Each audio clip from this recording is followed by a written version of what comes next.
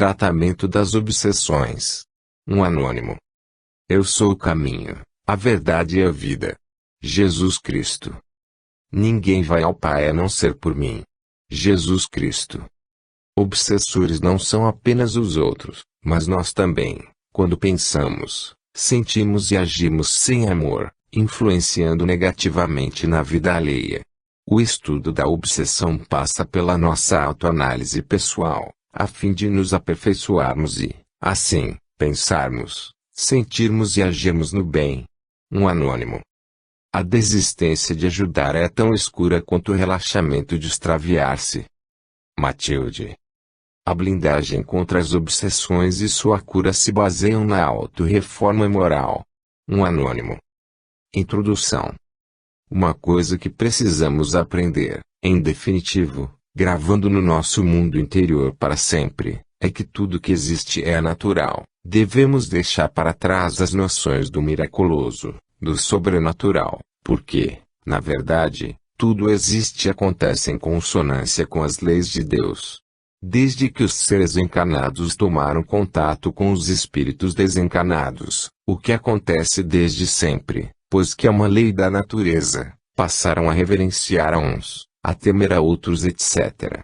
E, assim, criou-se a falsa noção de que há dois tipos distintos de seres humanos, os vivos e os mortos, quando, na verdade, são os mesmos, apenas que ora vestidos com um corpo de carne, ora sem essa carapaça pesada e rústica. Pois bem, concluído isso, ou seja, de que ocorre essa alternância de realidades, a material e a espiritual, temos de pensar por que uns desencarnados vivem espiritualmente bem, enquanto que outros experienciam estados de sofrimentos de várias ordens. A explicação é muito simples. Os primeiros vibram no padrão mental do bem, enquanto que os outros vibram no padrão mental do mal, em ambas as situações mais ou menos acentuadamente para o bem ou para o mal. E, como a Terra ainda é um mundo de provas e expiações, a maioria dos espíritos terrenos tem mais defeitos do que virtudes e, ao desencarnar, passa a sofrer desequilíbrios espirituais mais graves ou menos graves, de acordo com a sua sintonia mental no mal. Esses espíritos sofredores, formando, como formam, uma massa compacta de desequilibrados do pensamento e do sentimento, exercem uma pressão negativa sobre os encarnados, seja individual, seja coletivamente, tanto por parte dos encarnados como por parte dos desencarnados, variando apenas pelo fato da sintonia se basear em tal ou qual defeito moral, ou, em outras palavras, o ponto fraco de cada um é específico e os adversários do progresso espiritual atacam por aí. De qualquer forma, temos de considerar que a lei de sintonia que estabelece quem sintoniza com quem, pois os iguais se atraem, quer estejam geograficamente próximos, quer estejam distantes um do outro. Assim, o obsessor não precisa estar próximo fisicamente do obsidiado para influenciá-lo, pois para o pensamento e o sentimento não há distância. A questão da obsessão se resume à realidade da sintonia negativa com a qual a maioria dos terrícolas se compraz. Assim, esteja um espírito encarnado ou desencarnado, irá sintonizar com todos que se lhe assemelham pelos pendores morais, estejam em qualquer ponto do universo.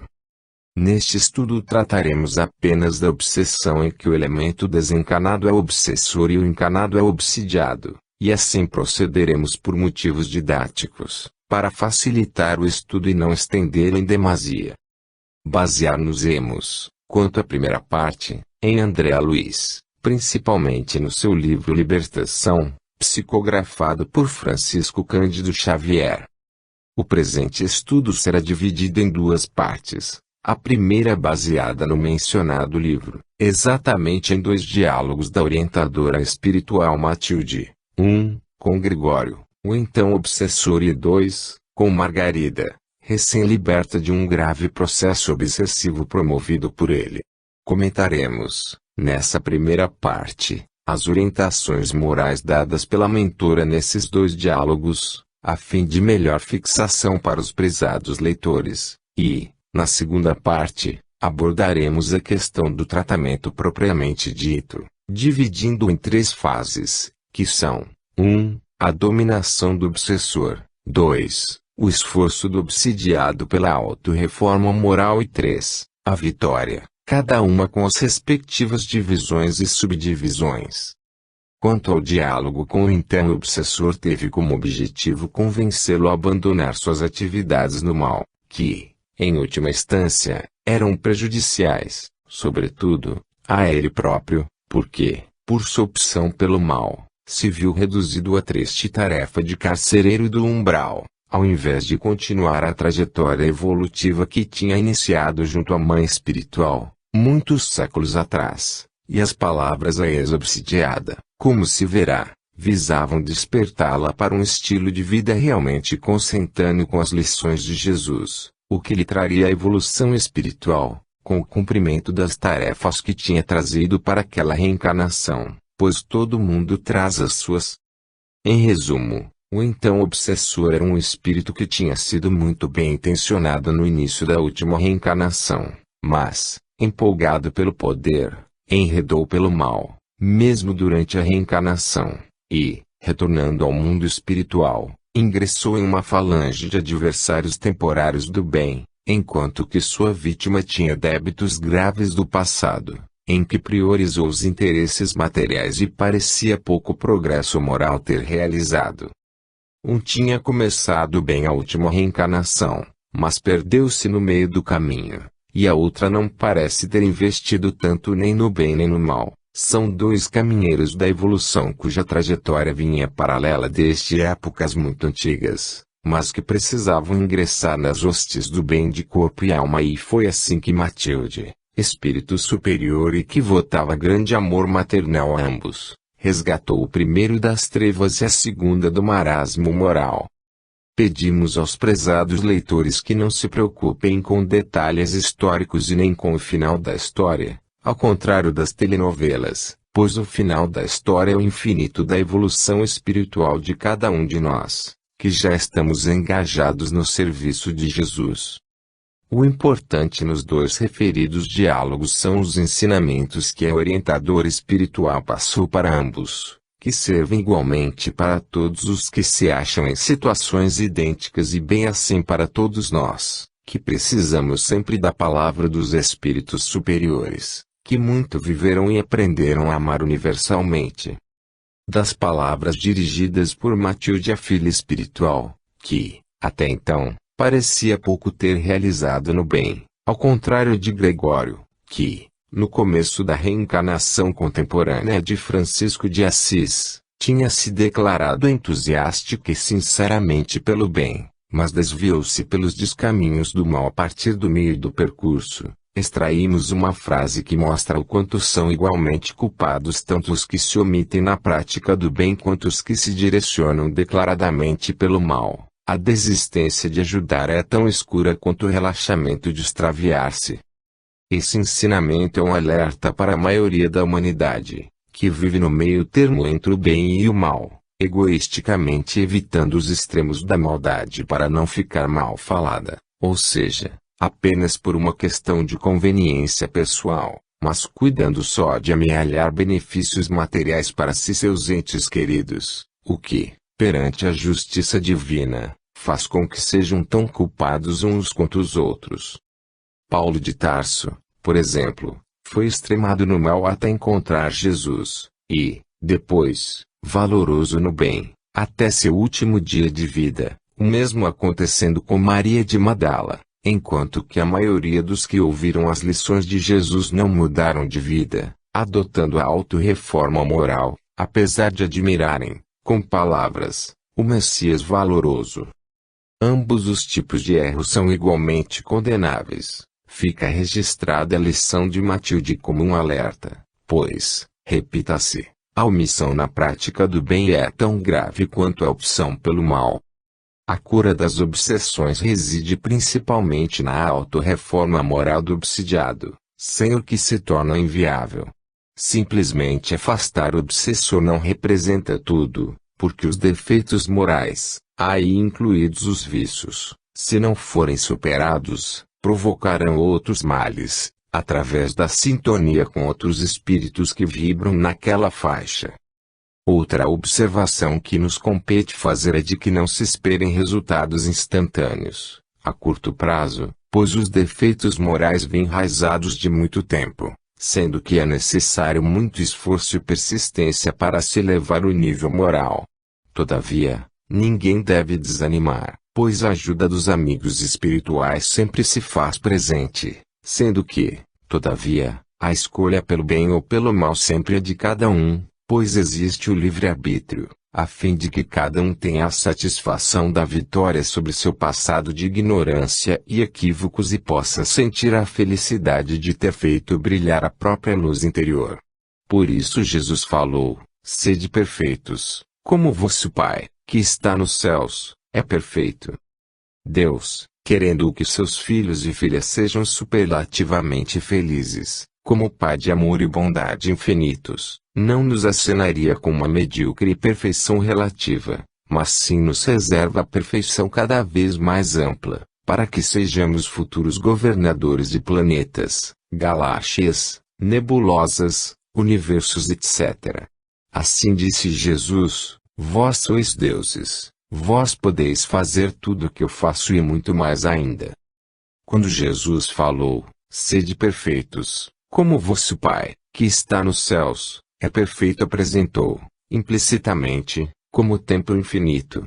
Ninguém se tornará perfeito, como ingenuamente se acreditou em tempos passados, como resultado do esforço de uma única vida, ou seja, reencarnação, pois 60 ou 80 anos representam muito pouco frente à eternidade. Veja-se, por exemplo, que Jesus, quando formou a Terra, já era um espírito puro. Assim, bilhões de anos são um minuto na eternidade. Aprendamos a, vez por outra, nos desligarmos da contagem de tempo terreno e pensemos mais longe, a fim de abrirmos nossos olhos para o caminho luminoso que temos pela frente, rumo à felicidade. Não nos sintamos oprimidos pelos pequenos ou grandes testes que Deus nos apresenta, como decorrência da lei de justiça, amor e caridade, mas saibamos que nenhuma ovelha se perderá. A história verdadeira de Gregório, Margarida e dos demais personagens do livro Libertação assim o demonstra. Nenhum dragão o será para sempre, bastará se deixar sensibilizar pelo amor de uma mãe, um pai ou um ente querido, que não resistirá à força irresistível desse magnetismo divino e mudará de rumo. Não é sem razão que Gandhi afirmou: o amor de um só, se é profundo e verdadeiro, tem o poder de neutralizar o ódio de milhões. Não odiemos nem lancemos pensamentos e sentimentos de aversão ou receio aos espíritos encarnados ou desencarnados que presentemente se colocam na posição de adversários do bem, pois são apenas equivocados do pensamento e do sentimento, mas que encontrarão Jesus no momento certo, pessoalmente, como Paulo de Tarso, ou na figura de uma Matilde ou outra criatura muito irradiante do verdadeiro amor. Nunca duvidemos desta verdade, pois é o caminho de todos os espíritos, menos Jesus, que descreveu uma trajetória evolutiva retilínea. Não banalizemos nem procuremos miniaturizar a grandiosidade da obra divina. Suas leis são perfeitas e inderrogáveis, visando a perfeição de todas as suas criaturas, partindo da energia subatômica ao espírito mais puro que se possa imaginar.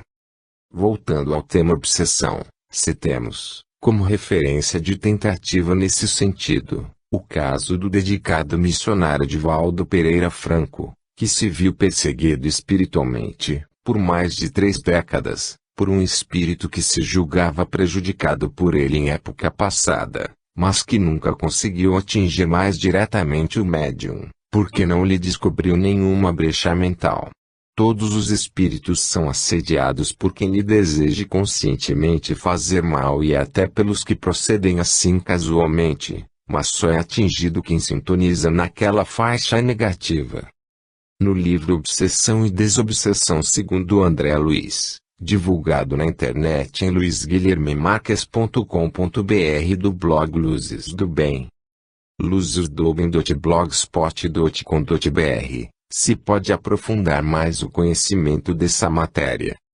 enquanto os espíritos ligados à Terra pensarem, sentirem e agirem, em sua maioria, mais em função dos interesses puramente materiais do que nas virtudes, aqui haverá obsessores e obsidiados, pois, como dito desde o início deste estudo, somente a sintonia constante no bem impede a invasão mental dos adversários temporários da luz.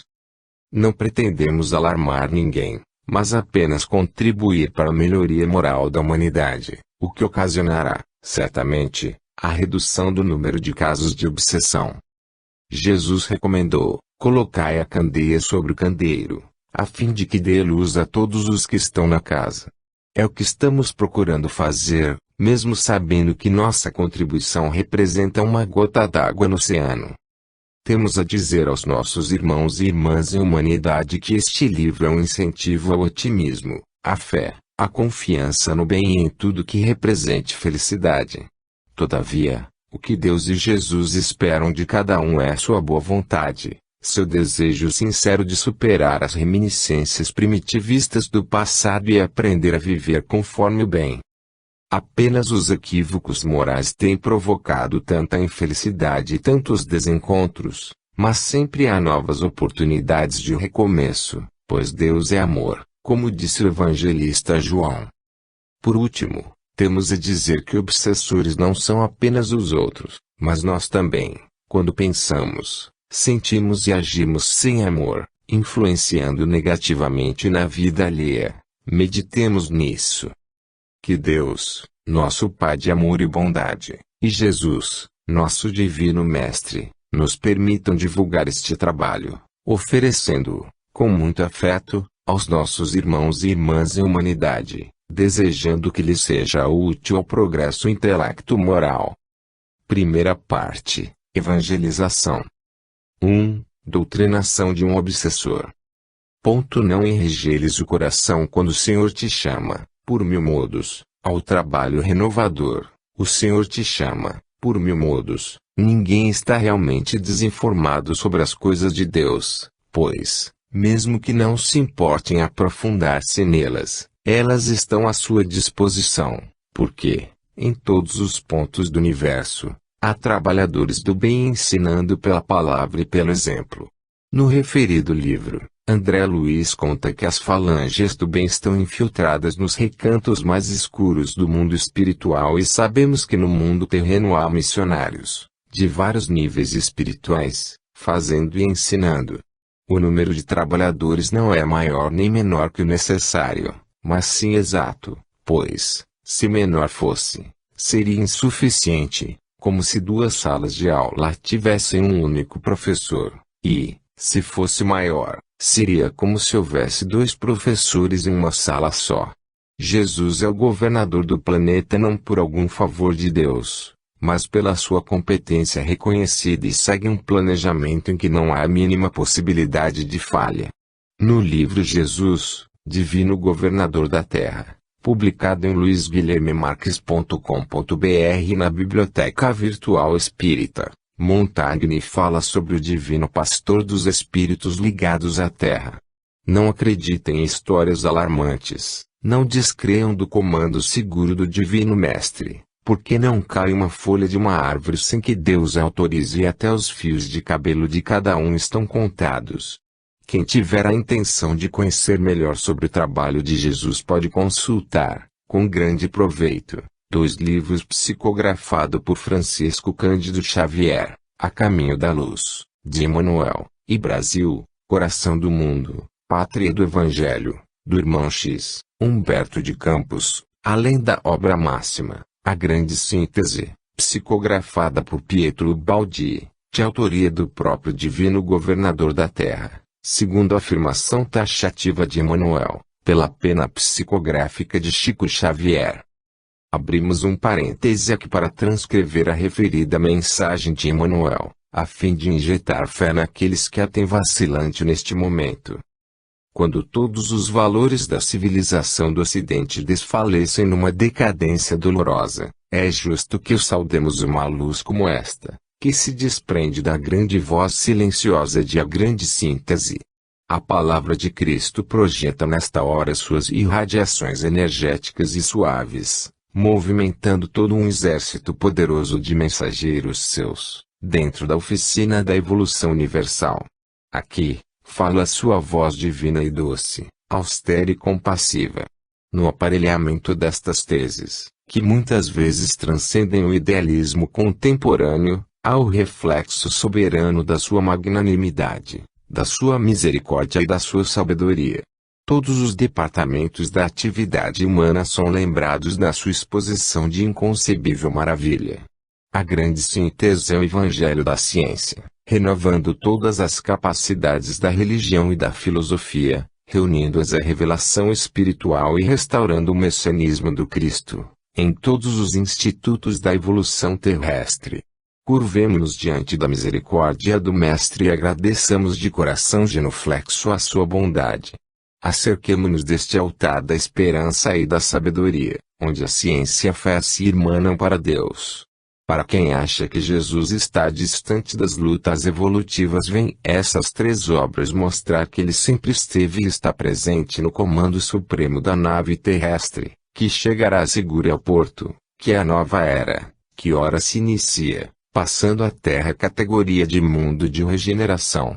Tenhamos fé absoluta, mas não fiquemos aguardando o nosso ingresso sem merecimento nessa nova fase da humanidade terrestre, porque, se, por um lado, Jesus afirmou, nenhuma ovelha se perderá, por outro lado falou, a cada um segundo suas obras.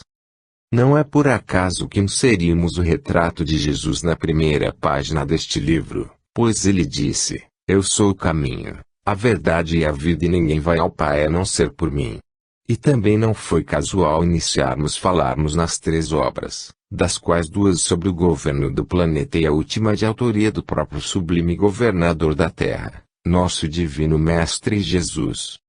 Louvado seja pelo amor com que ama todos os seus pupilos terrestres. O teu longo período de dureza e secura está terminado. Não intentes contra os abençoados aguilhões de nosso eterno Pai. O espinho fere, enquanto o fogo não consome, e a pedra mostra resistência, enquanto o fio d'água não desgasta. Abençoados aguilhões de nosso eterno Pai, Jesus disse, em nome de Deus, que seu fardo é leve e seu jugo é suave. Em outras palavras, Matilde disse a mesma coisa. Sem a disciplina das leis divinas, balizando a evolução dos seres que povoam o universo, seria o caos total. A liberdade tem de ser relativa, tanto quanto o aluno não pode expulsar o professor da sala de aula.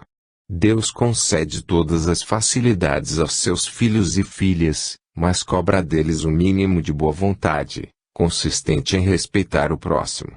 Para falar a verdade, nem respeito a ele é cobrado, tanto que, na parábola do mordomo infiel, o Senhor parabeniza o servo que o trai, mas que tinha beneficiado seus subalternos. Veja-se como Deus conduz nossa evolução, tanto que permite o ateísmo, a descrença etc., contanto que todos os seus filhos e filhas se amem uns aos outros. Os aguilhões são os alertas para que não nos desviemos do caminho da evolução junto ao coração amoroso que nos acompanha desde o instante inicial da nossa criação.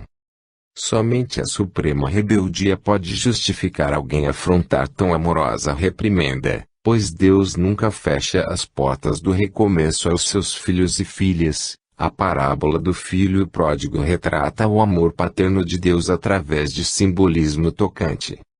Evangelho de Lucas capítulo 15 vers. 11 a 32. 11. Certo homem tinha 2 filhos.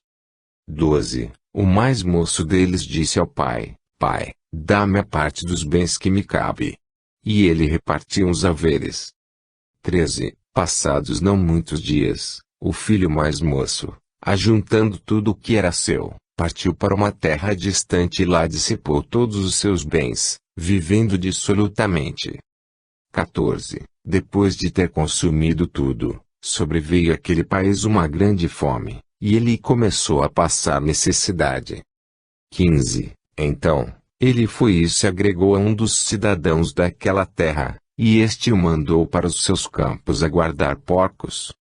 16. Ali, desejava ele fartar-se das alfarrobas que os porcos comiam, mas ninguém lhe dava nada. 17. Então, caindo em si, disse: quantos trabalhadores de meu pai têm pão com fartura, e eu aqui morro de fome. 18. Levantar-me-ei, e irei ter com meu pai, e lhe direi: Pai, pequei contra o céu e diante de ti. 19. Já não sou digno de ser chamado teu filho, trata-me como um dos teus trabalhadores. 20. E, levantando-se, foi para seu pai. Vinha ele ainda longe, quando seu pai o avistou, e, compadecido dele, correndo, o abraçou, e beijou.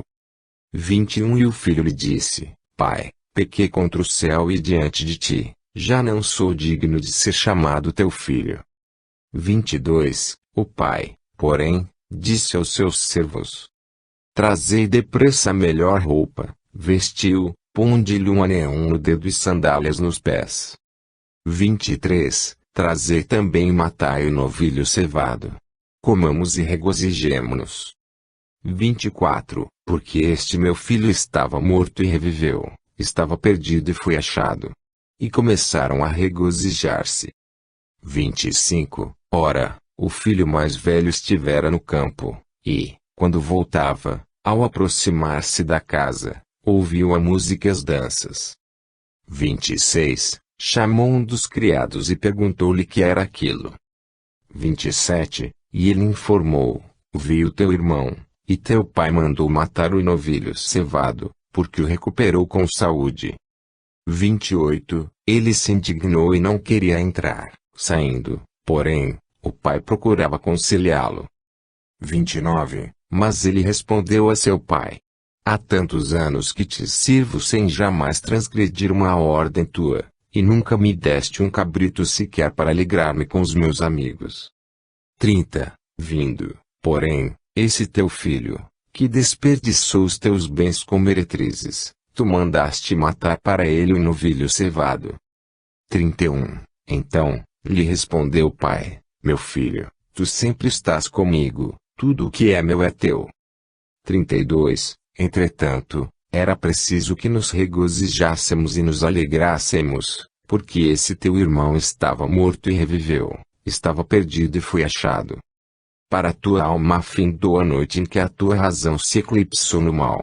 Tua razão se eclipsou no mal. Para termos uma ideia da presença divina na nossa vida, podemos ter certeza de que se Deus deixar de pensar em nós por uma fração de segundo que seja, simplesmente, nesse espaço de tempo teremos nos desintegrado pura e simplesmente.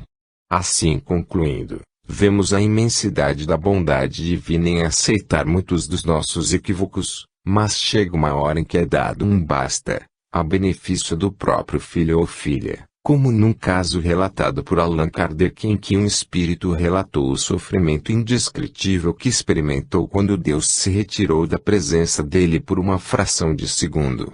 Gregório, apesar de desviado do bem, tinha méritos, que foram levados em conta, sendo alguns deles as mais puras intenções dos anos iniciais da sua última reencarnação. Mas sua mãe espiritual utilizou a expressão correta para definir o que lhe tinha acontecido com a opção pelo mal. Tua razão se eclipsou no mal.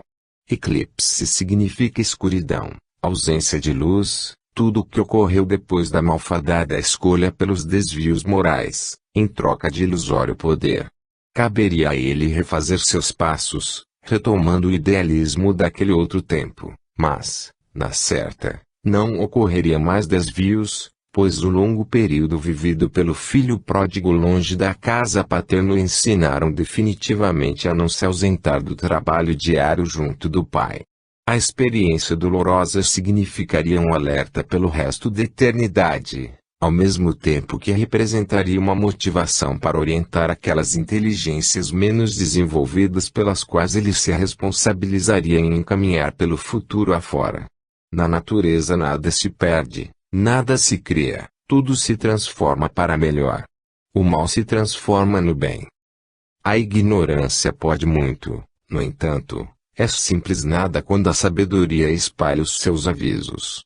Não admitas que os monstros da negra magia te alimentem o coração com a felicidade desejável. A ignorância pode muito. O poder da ignorância é o de atritar as criaturas umas contra as outras, ocasionando seu progresso pelo sofrimento. Quem pensa, sente e age no mal desempenha esse papel, de incrementador do progresso pelo sofrimento alheio, mas, como a cada um é dado segundo suas obras, a lei de causa e efeito lhe cobrará, da forma que sua capacidade de amar comportar, o ingresso no bem, a fim de servir ao progresso pelos argumentos do amor universal. Deus não dispensa o concurso de nenhuma de suas criaturas, sendo que cada um dá o que tem. Chico Xavier falou que há pessoas cuja única contribuição é a de fornecer o próprio cadáver como adubo à fertilização da terra. Veja-se a que nível de incompreensão pode chegar temporariamente um ser humano.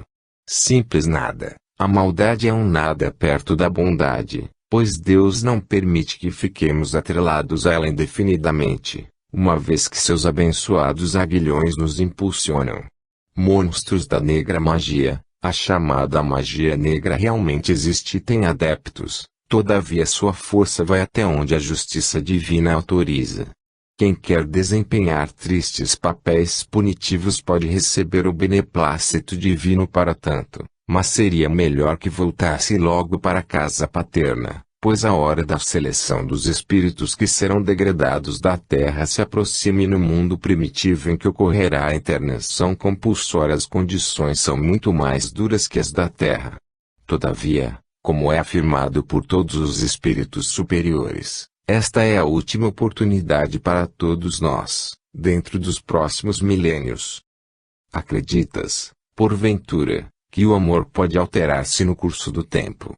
Supuseste, um dia, que eu te pudesse esquecer. Ouvidaste a imantação de nossos destinos.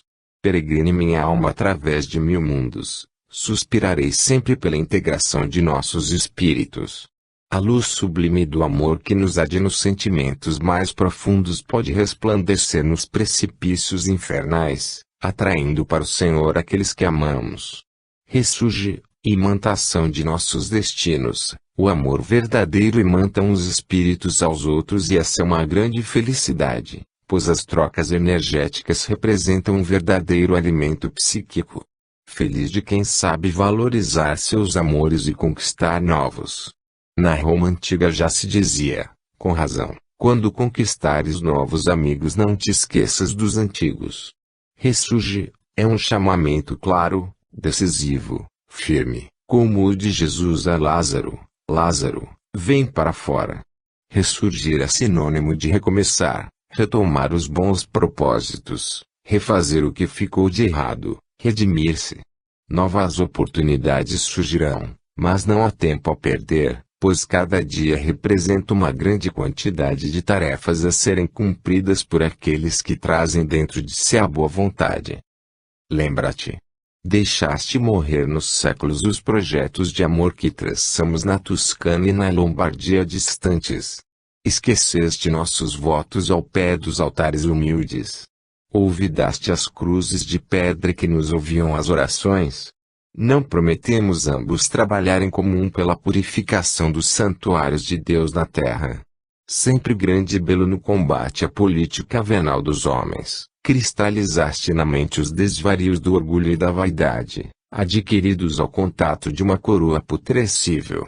Afogaste ideais preciosos na corrente de ouro mundano e perdeste a visão dos horizontes divinos, mergulhando-te na sombra dos cálculos pela extensão do império de teus caprichos. Incensaste a grandeza dos poderosos do mundo em desfavor dos humildes, incentivaste a tirania espiritual, crendo-te possuidor de autoridade infalível, e supunhas que o céu, além da morte, nada mais fosse que simples cópia dos tribunais e das cortes da terra. Purificação dos santuários de Deus na terra. Pode parecer estranha a afirmação da mentora espiritual, mas a verdade é que muitos religiosos, inclusive nós, em vidas passadas, traficamos com as coisas santas. No episódio dos vendilhões do templo, Jesus quis ensinar a todos nós que devemos respeitar o nome de Deus não só no interior dos locais destinados às reuniões religiosas, mas em toda parte, pois todo lugar é sagrado, pois que é parte da criação de Deus. Os religiosos muitas vezes têm falhado por dolo ou culpa, ou, em outras palavras, propositadamente ou por omissão, com isso, indiretamente, incentivando a descrença, o ateísmo, o materialismo. O número de religiosos da religiosidade exterior que compõem falanges das trevas é muito grande, pois, julgando-os merecedores do céu, que não fizeram por merecer, revoltam-se e passam a fazer o mal declaradamente, enquanto que, quando reencarnados, fingiam ser bons. A advertência de Matilde é séria e devemos pensar se não estamos inseridos nessa conduta condenável, de utilizar para o mal os templos de Deus na terra. Desvarios do orgulho e da vaidade. Orgulho e vaidade representam desvarios do espírito sequioso de ser servido ao invés de servir. Representam esses dois defeitos morais sérios desvios do coração e da inteligência, que, infelizmente, têm transtornado muitos que, como Gregório, iniciaram a vida cheios de idealismo, mas foram induzidos pelas trevas à procura de poder, destaque, dinheiro, enfim, tudo que represente, materialmente falando, superioridade frente aos demais irmãos e irmãs em humanidade. Tribunais e das Cortes da Terra. Quantos tribunais da Terra escreveram tristes episódios de venalidade, como o de Atenas, que condenou Sócrates a beber cicuta, o Sinédrio de Pilatos, que condenaram Jesus à crucificação, e o da França, que decretou a morte de Joana d'Arc, para não enumerar outros.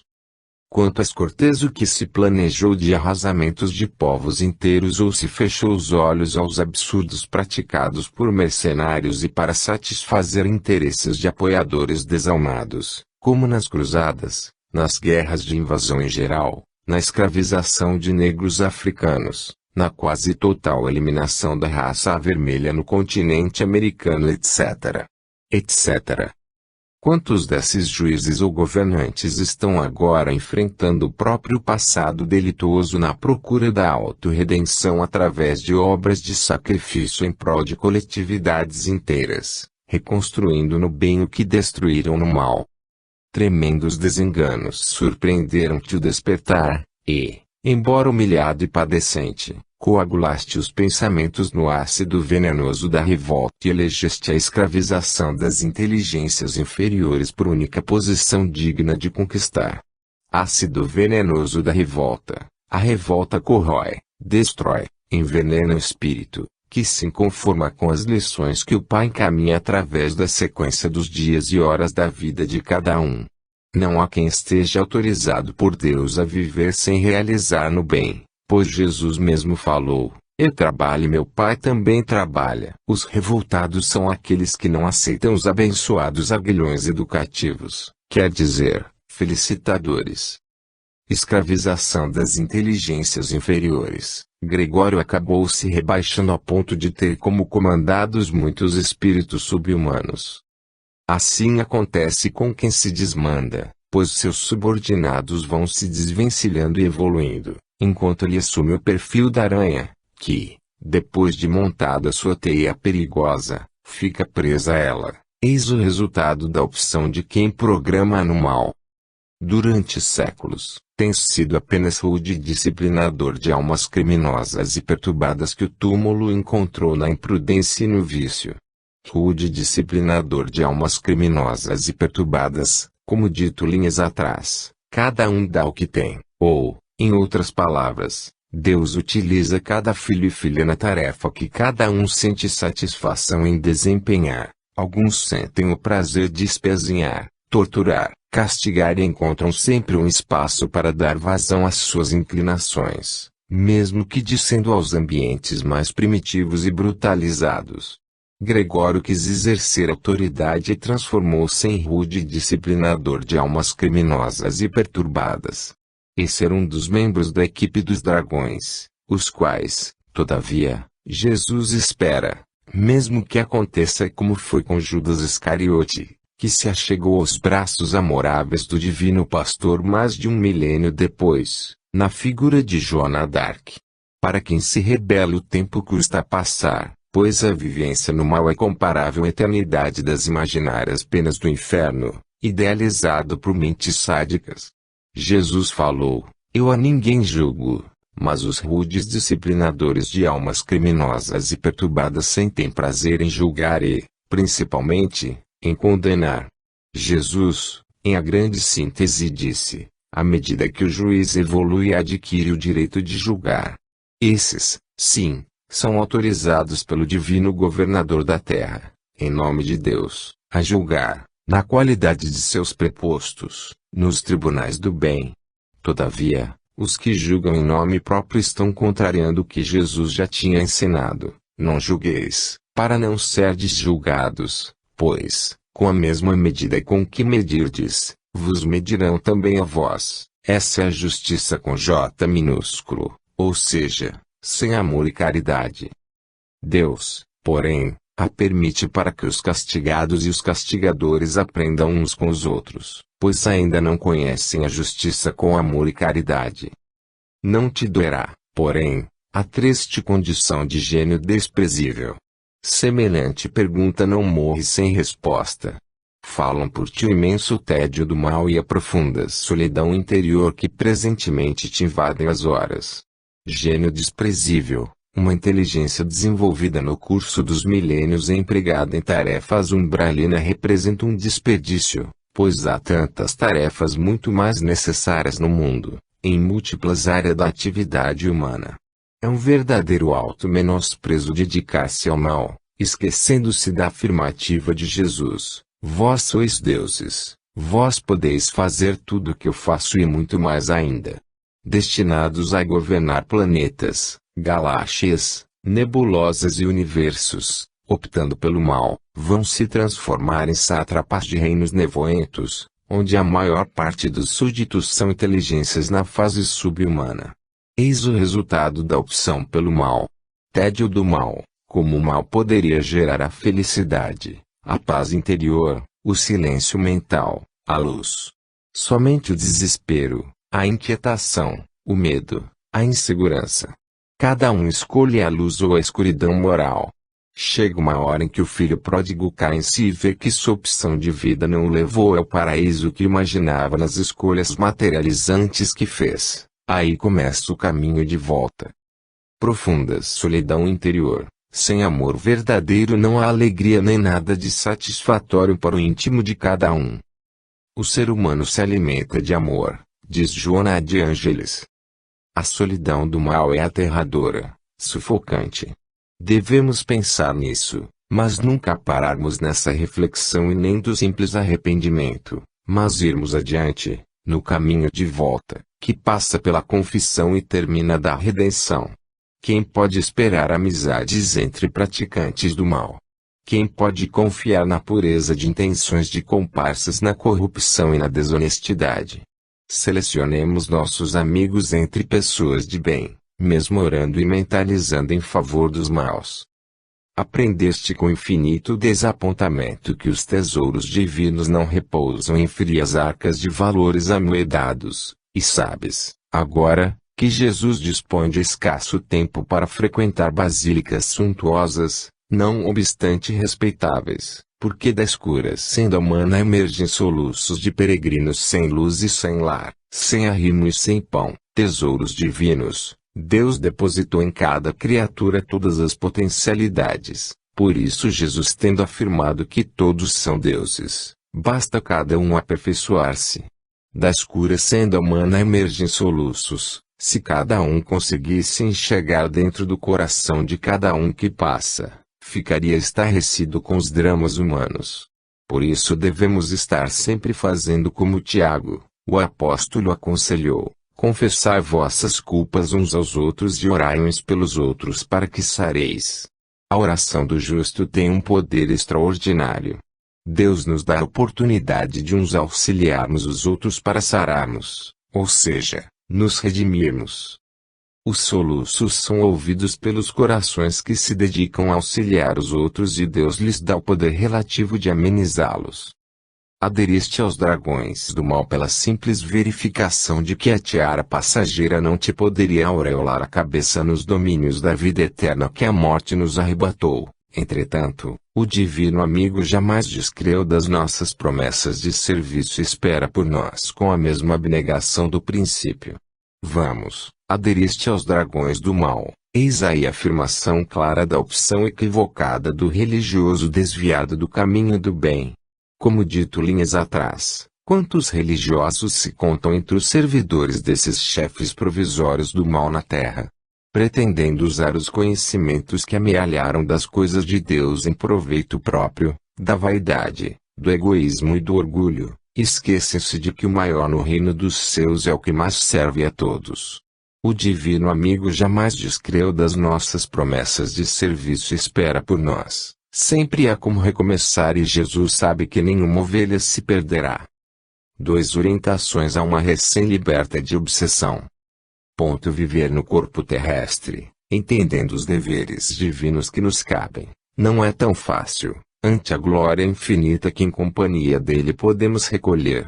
Deveres divinos que nos cabem, cada um sabe, em sã consciência, os deveres que lhe competem. Apenas para ilustração, podemos dizer que, interpretando a parábola que ficou conhecida como a dos trabalhadores da última hora, podemos entender que o contrato de trabalho prevê, implicitamente, todas as tarefas que surgirem no decurso da jornada. Como aprendizes das regras de conduta evangelizada, costumamos recusar determinadas tarefas sob vários pretextos, mas, quando assim procedemos, estamos descumprindo os deveres divinos que nos cabem.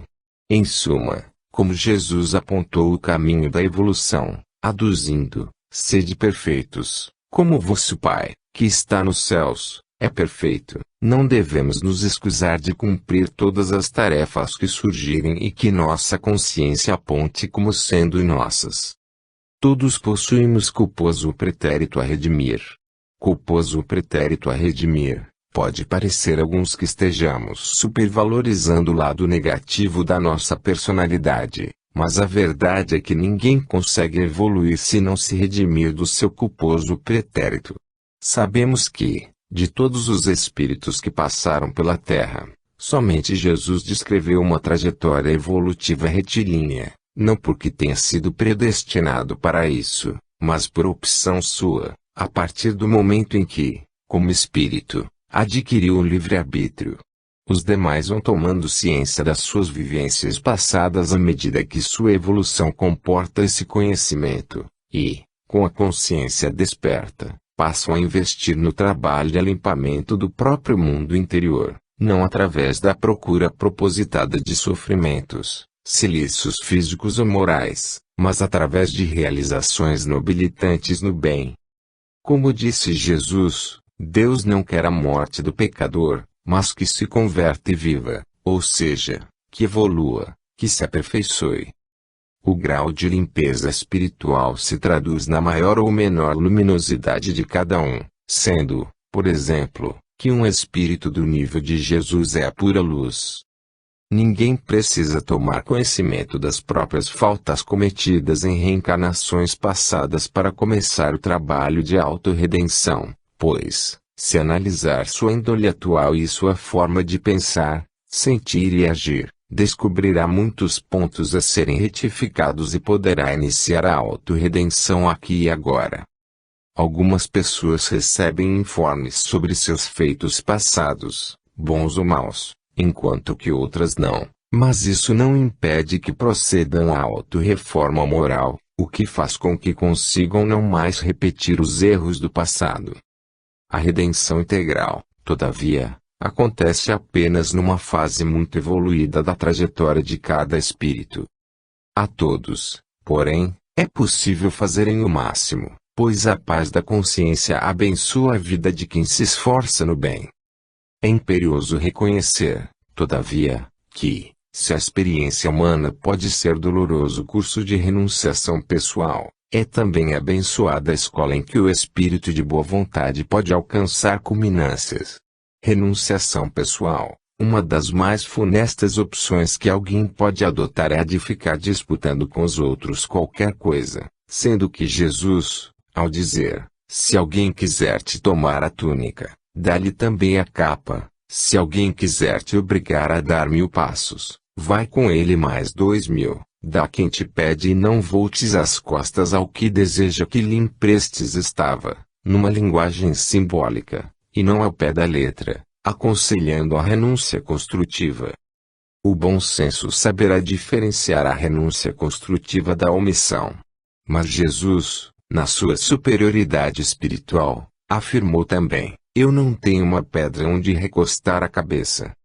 Escola, trata-se a terra, como mundo de provas e expiações, ou seja, uma escola onde devemos aprender as noções básicas da ética de Deus, que se constitui, para o nosso nível, nas virtudes da humildade, desapego e simplicidade. Se não nos esforçarmos para aprender essas virtudes básicas, deveremos aqui reencarnar até que as assimilemos em definitivo.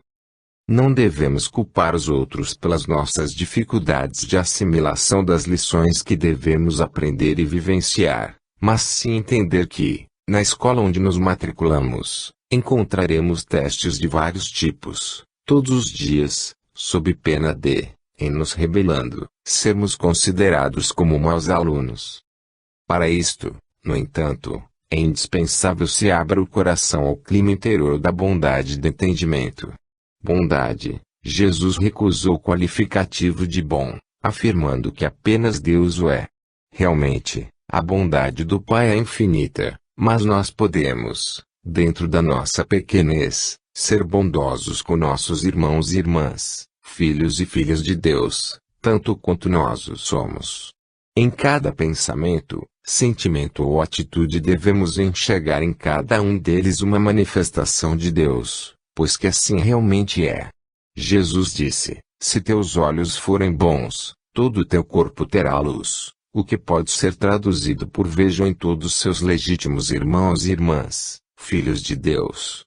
Entendimento, trata-se da boa vontade, do desejo de se entender bem com todos, respeitando a individualidade de cada um, sua forma de ser e pensar, porque a nossa maneira de ser é apenas mais uma no meio de uma infinidade de outras.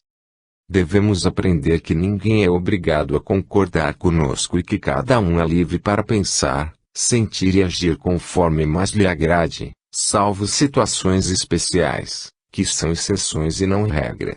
Atentemos para essa norma de respeito aos outros. Jesus mesmo exemplificou nesse sentido, pois, mesmo sendo divino governador da terra, as suas lições não foram ainda aceitas nem pela metade da humanidade terrestre. Somos diamantes brutos, revestidos pelo duro cascalho de nossas milenárias imperfeições, localizados pela magnanimidade do Senhor na ourivesaria da terra. Diamantes brutos, Jesus disse, vós sois deuses, vós podeis fazer tudo o que eu faço e muito mais ainda, mas o progresso espiritual depende da nossa vontade de superarmos velhos hábitos perniciosos, deixar para trás nossas antigas preferências negativas e rumarmos para o futuro glorioso da luz. Somos, basicamente, diamantes brutos, e nos compete a autolapidação, ou seja, o autoaprimoramento, sobretudo, espiritual. A dor, o obstáculo e o conflito são bem-aventuradas ferramentas de melhoria, funcionando em nosso favor. Dor, o que é a dor senão um sinal de alerta, a fim de que se evitem males maiores. Procurar uma vida sem dores é almejar a estagnação, o marasmo, é o avesso do progresso. Obstáculo, cada obstáculo existe para ser vencido. Cada dificuldade é um desafio para o desenvolvimento intelectual e espiritual. Conflito, os conflitos só existem para quem lhes dá oportunidade de surgimento e sustentação, porque os mansos e pacíficos sempre estão em paz. É isso que devemos fazer, ser mansos e pacíficos. Ninguém presenciará um espírito superior em conflito com quem quer que seja, miremo-nos nesses grandes e nobres exemplos. Que dizer da pedra preciosa que fugisse às mãos do lapidário, do barro que repelisse a influência do oleiro. Mãos do lapidário, Deus é nosso lapidário, quem melhor do que Ele para planejar nosso aperfeiçoamento, invisível, fazendo-nos crer que tudo devemos a nós mesmos. Iremos duvidar do acerto dos seus planos? Influência do oleiro, é Ele o oleiro que nos molda, nos embeleza até a perfeição possível a uma criatura finita. Agradeçamos a estrada que Ele nos coloca à frente e sigamos por ela, rumo a Ele, que nos aguarda no final, mas que, na verdade, está conosco desde o começo. Enxerguemos a Deus em tudo, no ar, na água, na terra, no fogo, no céu, nas nuvens, nas montanhas, nos rios, nas pessoas, nos animais, nas plantas, nos inúmeros universos, nas dimensões que se interpenetram e nele próprio. Modifica as mais íntimas disposições, com referência aos adversários. Adversários, quem é nosso adversário senão aquilo que ainda está dentro de nós como a ferrugem enfiando a peça de metal? Nossas imperfeições nos fazem impregnar a imagem dos nossos irmãos e irmãs com as nossas misérias morais. Quando estivermos redimidos, ou seja, com o interior totalmente limpo, a ninguém veremos com fealdades morais, pois as nossas não mais nos darão a visão da realidade, que representa a progressividade da evolução individual. O inimigo nem sempre é uma consciência agindo deliberadamente no mal. Agindo deliberadamente no mal, só age deliberadamente no mal quem está infeliz no seu interior, querendo transmitir aos outros suas decepções consigo próprio, enlameando os outros com sua lama interna. O progresso espiritual não se compatibiliza com qualquer iniciativa que não seja bem. Aprendamos a pensar, sentir e agir dessa maneira. Na maioria das vezes, atende à incompreensão quanto qualquer de nós procede em determinada linha de pensamento, porque se acredita em roteiro infalível aos próprios olhos, nos lances do trabalho a que se empenhou nos círculos da vida, enfrenta, qual ocorre a nós mesmos, problemas de visão que só o tempo, aliado ao esforço pessoal na execução do bem, conseguirá decidir. Em compreensão, respeitemos o nível evolutivo de cada um, pois cada um tem seu encontro pessoal com Jesus numa época que ignoramos. Linha de pensamento. A forma dos outros pensarem deve enriquecer nossa bagagem de informações e reflexões, sendo que, por isso, nunca devemos deixar de ouvir os outros, mesmo quando sabemos que estão contrários às leis de Deus. Os próprios olhos, cada um representa um universo à parte. Feliz de quem entende isso e não pretende eclipsar essa maravilha que é o outro. Trabalho a que se empenhou, cada um contribui como lhe permite seu nível evolutivo, mas nada é inútil para Jesus, que coloca a cada um exatamente onde fará o melhor que pode, mesmo que seja contribuindo para a redenção alheia pelo sofrimento. Problemas de visão, cada qual vê do lado de fora conforme sua paisagem íntima. Melhoremos nosso mundo interior e tudo parecerá belo como realmente é. Tempo, nosso tempo passa e nós também passamos, mas as marcas do bem que deixarmos serão nossa riqueza. Esforço pessoal na execução do bem, tudo devemos fazer para que o bem aconteça, mesmo que seja levando um copo de água em direção a uma floresta em combustão, se assim nossa capacidade permite. O batráquio e a ave caracterizam-se por impulsos diferentes, não obstante filhos do mesmo mundo. Batráquio, se não conseguirmos ainda ser aves que enfeitam o céu e cantam, pelo menos desempenhemos nosso papel de batráquios com utilidade. A ave, o simbolismo da diferenciação entre a ave e o batráquio foi utilizado, na certa, como forma de mostrar que devemos evoluir, deixando o terreno pantanoso e insalubre das nossas mazelas morais para voarmos em direção ao meio alto. É necessário sabermos utilizar o inimigo, nele situando nossa lição benfeitora. Utilizar o inimigo, Chico Xavier dizia, quando uma pessoa não gosta da gente ela tem sempre razão. Essa é a verdade verdadeira. Lição benfeitora, Muitas vezes quem mais nos impulsiona ao progresso é quem consideramos com os novos de desafetos, adversários, inimigos e outros. Esses não fazem como fazemos, disfarçar nossos defeitos morais. A rigor, em vista da nossa posição de inferioridade, seremos adversários naturais da obra dos anjos, na esfera menos elevada que atravessamos presentemente. Todavia, as potências angélicas não nos punem a incapacidade temporária de compreensão ante os serviços divinos que